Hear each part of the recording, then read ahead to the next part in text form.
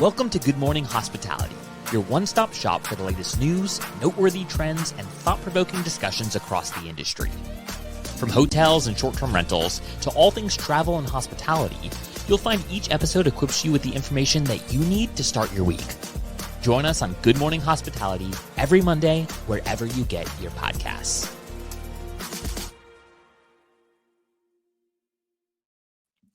Good morning. Happy Monday. Hello, hello. Happy Monday. It's the new trio. I'm getting used to it, but it's so wonderful to have you with us every Monday, Jamie.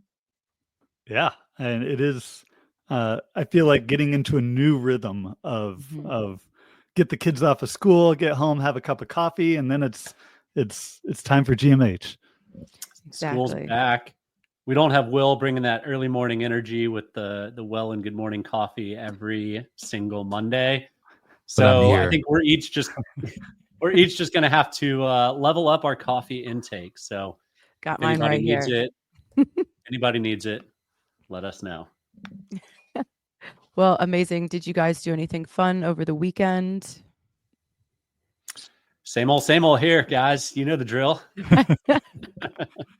I had a fun weekend up in Knoxville, visiting my wife's family.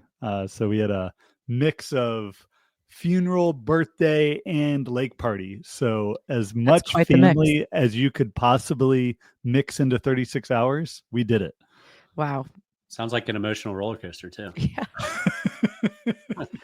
Yeah.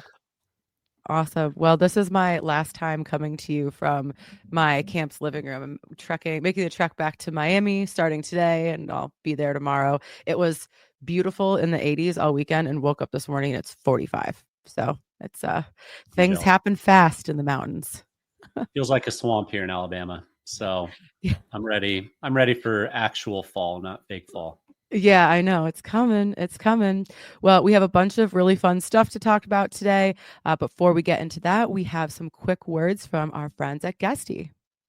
Thanks, you guys, and welcome to Waking Up with Guesty. I'm Keegan Cotton, the Director of Technical Program Management here at Guesty, and I'm here with my first tidbit for you, the top 5 reasons for why I think you should go to Guestival 2025. Number 1, it's hosted in Mexico City, one of the top 10 cities in the world for food, super easy to Uber around, and if you don't speak Spanish or solo un poco, you can get around because it's a very big touristy city, so there's a lot of folks that speak both English and Spanish. Number 2, not only will we have key players from the different major OTAs that Guesty connects with, but we'll also have a number of vendors who started themselves as property managers and actually built some really impressive tools out on top of the Guesty platform to absolutely maximize their performance. Number 3, this is a big one, networking with every type of host that comes to Guestival. This isn't a stuffy conference where you get put into conference rooms and just watch from the crowd and don't talk to anyone around you. This is a networking first conference. You can meet hosts that are just getting started, that went from having a handful of properties to really managing full time. Even folks have grown so large that they bring in a full team to manage on their behalf. We'll actually be facilitating roundtable discussions at the conference where you can sit across from your fellow property managers and actively discuss some of the harder hitting issues that are facing the industry today. Number 4, we'll actually have the largest PMC in the US, Casago, speaking at the conference, so always good to see how it's being done. And number 5, I will actually be at Guestival myself with members of the TPM team, ready to sit down with customers to go through their Guesty configuration one-on-one and make tailored recommendations for how we think you can perform best in your geo with your inventory. If you've already purchased your ticket to Guestival, we'll be reaching out a little bit closer to the event to get those meetings scheduled. And if you haven't bought your ticket to Guestival yet, after these 5 reasons, what are you waiting for? Jokes aside, we'd love to see you in Mexico City. But for now, back to the podcast. Over to you. Yeah, I'm so pumped for Mexico City. It's so fun. We're getting excited. We're going to be booking our property this week. We probably would have booked it sooner if they had a better, more flexible cancellation policy. But that leads us into our first segment, Brandy. Yeah. So you might remember a couple weeks ago or months ago now, I don't know, time is really flying by. But there was a bit of a hubbub about some releases in Airbnb's terms of service about reserve now, pay later. It seems like they were the legal teams and the PR teams were not on the same page, because now they have the official release and it is just what it says. You can reserve now and pay a little bit later, a little bit closer to your stay. And there was a lot of concerns about this, affecting hosts' predetermined cancellation rates and, putting hosts more at risk. But I think when you really look through what they're offering, it's just a way to, these are big expenses that people are paying, a couple $1,000s maybe, and it gives people some breathing room and flexibility with how they pay for that. And it only applies to the more flexible cancellation policies. So if you are somehow grandfathered into the super strict, or you have the stricter cancellation policies, it's not even offered. So no need to panic. And what I've been looking at properties for us to all stay in Mexico City, and next to the buy now, pay later from Airbnb is Klarna. So they have a competing product on their own page, one that draws it out over 12 months, Klarna, and then the buy now, pay later option with Airbnb is basically cutting it in half. So there's one payment now and then one payment in I guess 2 weeks before check-in. In this case, I don't know if it's always the same, but I don't know. I think if I didn't want to just pay now, probably going to drag it out over a number of months versus into 2 payments. But I don't know. We'd have to do the math and see what interest rate Klarna is charging versus what Airbnb is charging. And Jamie, do you know if there's any interest added on to the Airbnb's charges or no? No, it's not. It's it's just delaying the payment. And so making it more flexible for you to be able to, and when it's actually going to hit your credit card. And I think what's interesting to me is we've seen it in our data in terms of analyzing the impact of cancellation policy, of the more flexible your policy is, like all else held equal, the more likely you are to get booked. And guests like flexible policies when booking. So it's one of the first things when I'm like going over with someone like why their listing might be not getting booked. Like, dude, you've got a strict policy. Your lead time is like 2 weeks. Like, you don't need a strict policy given your property, where it's located, stuff like that. And now this is just one more reason for someone to book a property that's either flexible or moderate, because you have this option to sort of delay payment till 2 weeks before. And when you look out there, like in the US, it's only 40% of listings that have a flexible or moderate policy. And globally, it's about 53%. So it's about just less than half the listings out there that are going to have this option. Yeah. And I think it would be interesting to see, we were talking about this backstage, but, if you have a bigger home, if you have like a 7-bedroom home, you're probably wary of having your calendar not be locked in. But if you're struggling with bookings and or like maybe seasonally, you can be a little bit more flexible. I think this is a great way. I think even just like psychologically, if you're like, okay, I can split it up into 2 payments, even if it's on the same credit card statement, it might just make you feel a bit better about paying it. Right? Yeah. This is one of those areas that hotels are eating our lunch in. Mm-hmm. Like, I won't think twice about booking a hotel 2 months out because I know I can cancel it. But getting a short-term rental in Mexico City for Guesty, we're figuring out group sizes and how big or how small or how close we want to be to the venue. We just haven't pulled the trigger yet. We haven't reserved one because of the strict cancellation. Airbnb now gives you 48 hours to cancel for free, which is great. It is important. I've used that with Delta all the time. I book a flight and then realize I booked the wrong date, or I need a different time, or I'm not going to do that trip after all, go somewhere else. And that's important to have with Airbnb. But again, I totally get why a beach market or a ski market has not flexible cancellation policies, but a city like Mexico City, I would imagine, should have better cancellation policies, and that has led us to not book. I mean, I've kind of had it queued up to check out for We've a couple been weeks. trying. I've done it. So I can see why booking windows have compressed. If the traveler gets penalized for booking ahead of time, then why book ahead of time? Yeah. One of the things I like here is this is Airbnb putting their money where their mouth is. Of like, they earned last year $818 million in interest income. So that interest income is from when a guest sort of books and their credit card gets hit, Airbnb collects that money. So right now they have $11.1 billion in their account. They're just funds held on behalf of guests for upcoming stays. So this is them saying, okay, we see like the competition between hotels, like people like being able to buy now, pay later. And we're going to take some of that interest income and we're going to say we're willing to give up some of that because we think properties are more likely to get booked if guests have that option. And then and I see it like as a host, like getting booked through Vrbo, like I get the money immediately. Like I got a booking for my 5-bedroom house for next summer in July.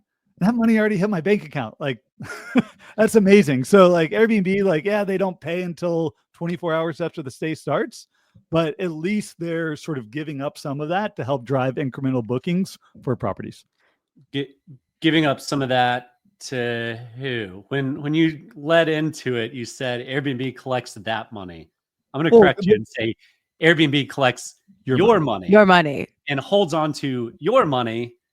If you had gotten that same booking not on Vrbo and on Airbnb, that money, your money, would be in their account collecting carry and float until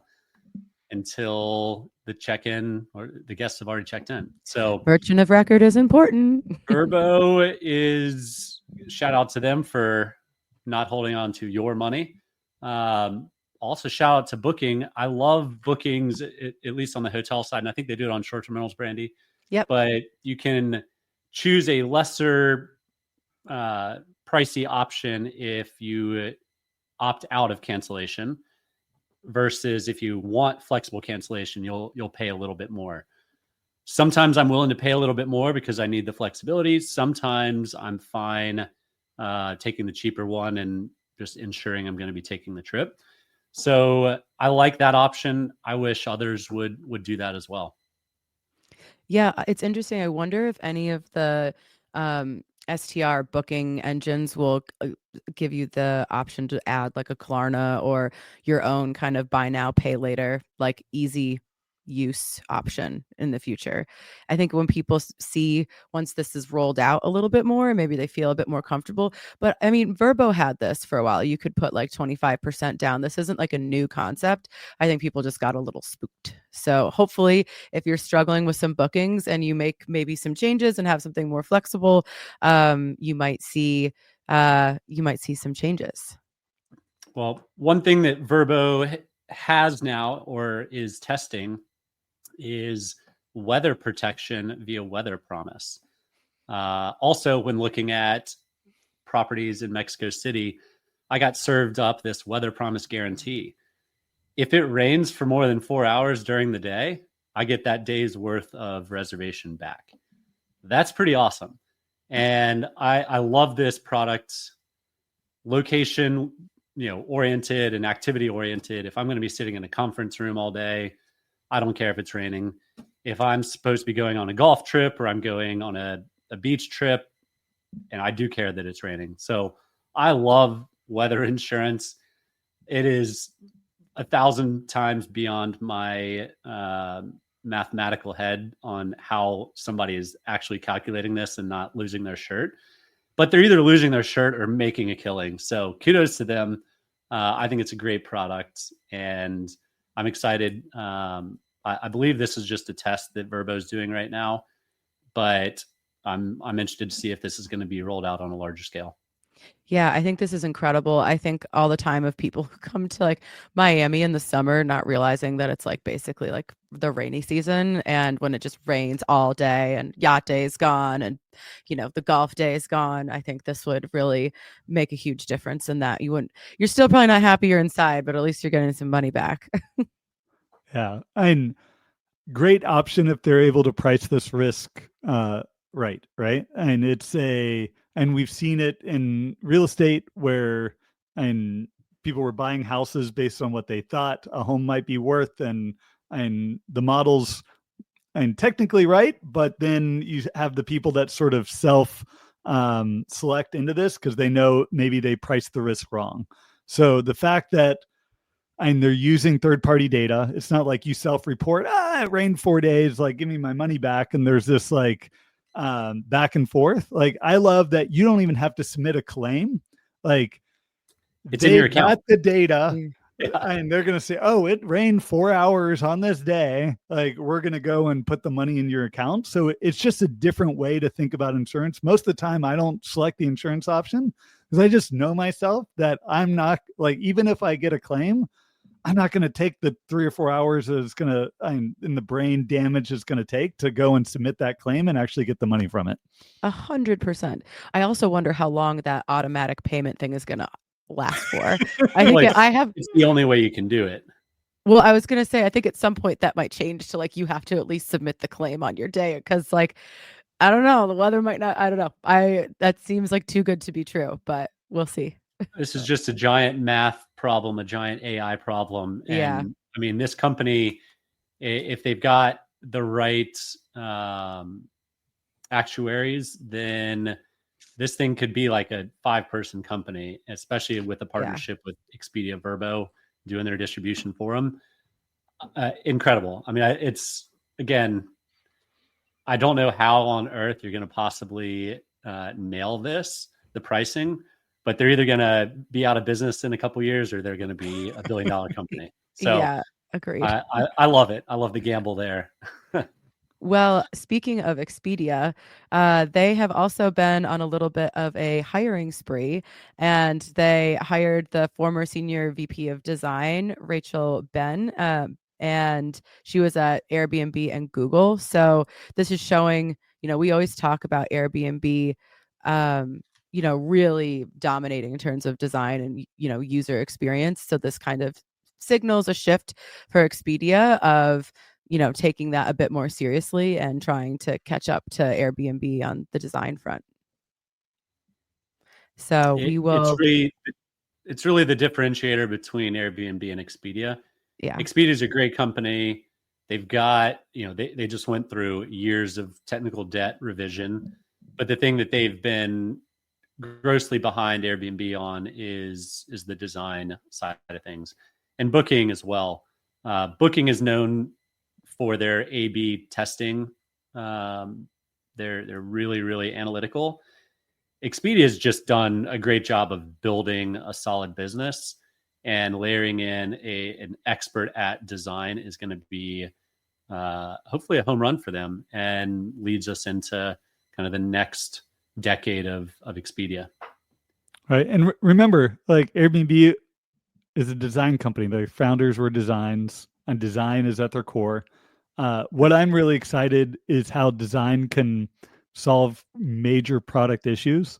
So what is the biggest thing and I'm looking for with Expedia and hotels.com and Vrbo is how they can integrate the products together.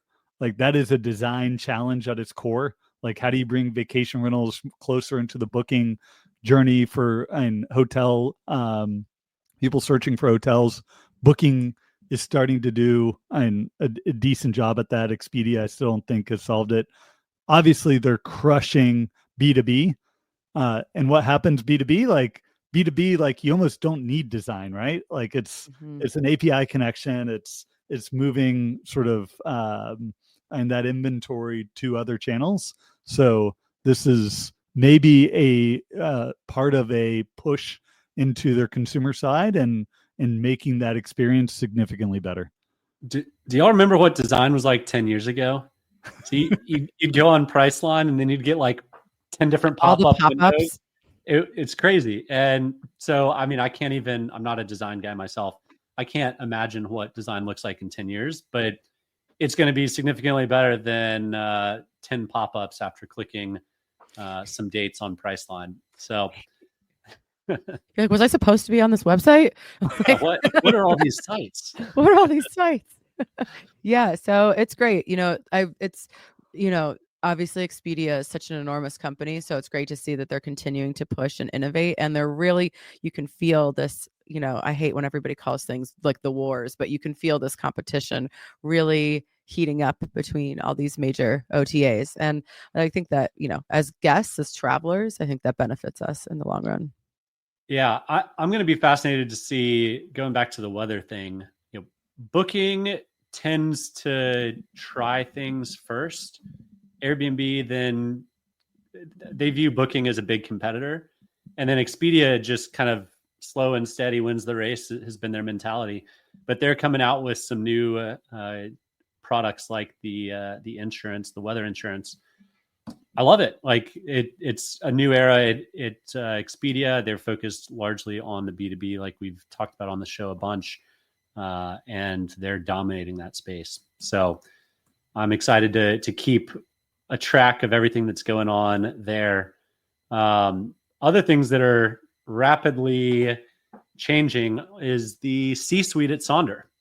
So we've had the CEO has resigned, Francis, beginning, I guess, in June, it says. And the CFO, who, somebody correct me if I'm wrong, joined 6 months ago, is now out. That's tough. That's not good. No, it's not good. Usually a C-suite at a publicly traded company is signing a multi-year contract. And after 6 months, that doesn't bode well for the financials of Sonder. No, I mean, they must, assuming that person got, a very good pay package and, like you said, a multi-year contract, the fact that it was not good enough or it was scary enough under the hood that they were like, yeah, well, I'm not going to jail. Out. Yeah. Yeah. I think, I mean, we've obviously, everyone in the industry has been following Sonder's journey this whole time. And I have a lot of empathy for how difficult it is to run these businesses. And now it's a publicly traded business that probably shouldn't have gone public. And it's just, now everybody just gets to see like the inner crumblings in real time. And I don't know really how they turn this around, if that's like even possible at this point. Yeah, we still haven't had a financial disclosure for 2025. We're sitting now in August. Like, they've delayed both Q1 and Q2. So we don't have a view of what's actually happening on the financial side. And they did and consummate their sort of brand launch with Marriott. So now they're sort of bookable through Marriott. Hopefully that's helping drive incremental bookings and helping, but now they're paying for that ability. And that is real expense that's going to come in through from all of their bookings. So what I'm looking for next is probably their Costco moment. Like, what is going to be the way that is going to take them private and get them out of sort of the public eye and need for all these public disclosures to sort of bring their books, bring their profitability back. So I think now that the company's essentially run by the board, and that probably something's coming up soon. My gut, and I would have loved to have seen the contract between Marriott and Sonder. My gut is Marriott's just sitting back, licking their chops, waiting for this thing to go into foreclosure, bankruptcy, or whatever, and just scoop it up for pennies on the dollar, because it is a good product. Like, their design, their buildings, their locations, they're great. And, again, no one wants to see short-term rental companies go under. I certainly don't. We're rooting for Sonder like we were rooting for Vacasa. I think Vacasa ended up in the best possible situation, and I'm excited to see how the franchise model plays out in short-term rentals. But we could also see the franchise model play out in hotels in short-term rentals. So my guess is there's going to be restructuring, possibly bankruptcy. Who knows? This is not me talking about any financial advice on what to do with Sonder stock.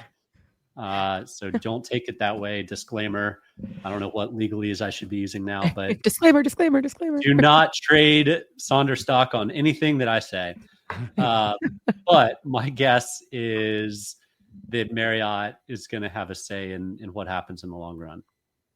Yeah, I mean, I'm thinking about some of their buildings, especially like New York, London. I mean, places where it's like really prime real estate that, you know, another operator, hotel or otherwise, would be pretty psyched to have. So I think, I mean, if this is the way things are going, I definitely feel like before the end of the year, there's going to be some bigger news about what their next step is. To be fair, we've been saying that for about a year. That's true. That's true. So kudos to them. I guess if you don't put out financial statements for a year, then you can buy more time. Didn't know that was a thing, but now I do. Thanks, Jamie. But yeah, it does feel like at least in the next year, maybe by the end of this year, we'll have some clarity on what happens with Sonder going forward. Yeah, you know, I think so at Romy every year we have a palmetto bug, which for those who don't know, that's just a name for a cockroach, award to like the person who can't be stopped. And I kind of feel like if you're in this business, especially in the urban landscape still, you have to be pretty scrappy. So, you know, we used to look at their financials and be like, well, they only have X amount of cash and their, you know, their costs are blah, blah, like trying to predict when the end was coming. And they're little palmetto bugs. They keep surviving. So it's they got to be scrappy. So but great. Well, any other comments for you guys? Anything exciting happening this week? Same old same old here. Jamie, you traveling? I'm flying out to Denver tomorrow morning. So Will, if you know you're listening, wanna grab a drink, let me know. I think we're going to the Rockies game tomorrow night. So yeah. Awesome. Well, I'm excited to I'm not excited to leave the Northeast. This is like my happy place, but I'm excited to get home and I'm excited to make moves and get ready for Guestival. So if you're a listener and you still haven't bought tickets to Guestival, you don't have to be a Guesty user. If you're just curious about using it or you just like the people that are going to be presenting and talking, you can still get tickets. The link is in the show notes. That is in Mexico City in September. So we're definitely looking forward to going. And for all of our listeners, if you want to find the links to the things we talked about, those will be in the show notes. And with that, we'll see you all next week.